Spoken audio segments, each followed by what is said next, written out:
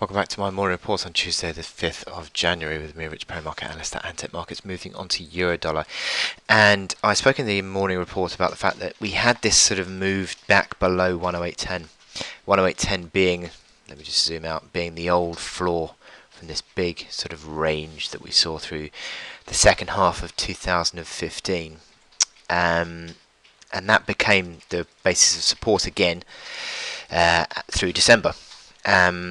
But it's sort of broke on an intraday basis. Yes, we had a couple of sort of breaks, 15 pips or so, 10, 15 pips or so. But then yesterday it was 30 pips broken, and that would suggest to me that the bull, that sort of the selling pressure is really beginning to ramp up.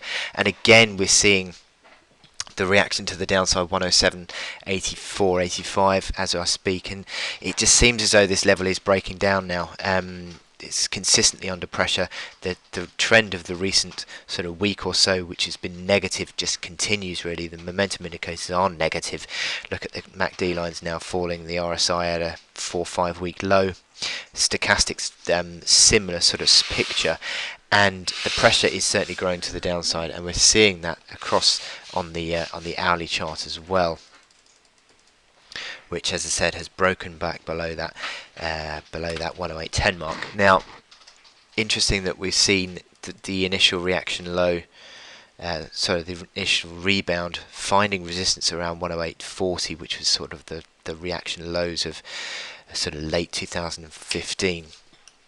So the resistance certainly is in place now at 108.40. So unless you can see the euro reclaiming that level, I really don't see that there's going to be too much positivity going through this chart, because the momentum indicators are pretty negative. Although you would still argue actually the hourly chart is not negative overly. I mean, there is a bearish bias, yes, but I'd say that considering the RSI on that sharp decline yesterday didn't go below 30 on the hourly is interesting.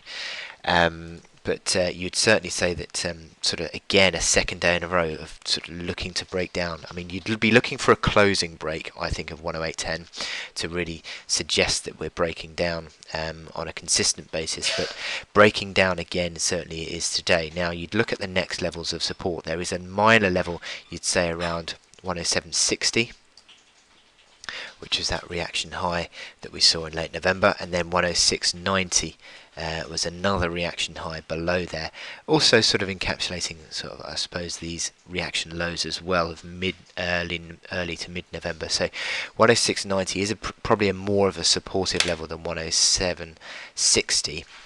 But to be honest, once you break 108.10 on a closing basis and it looks negative, then you're probably going to be coming back to test that 105.40 level anyway, which was the early December move that we had just before the ECB decision.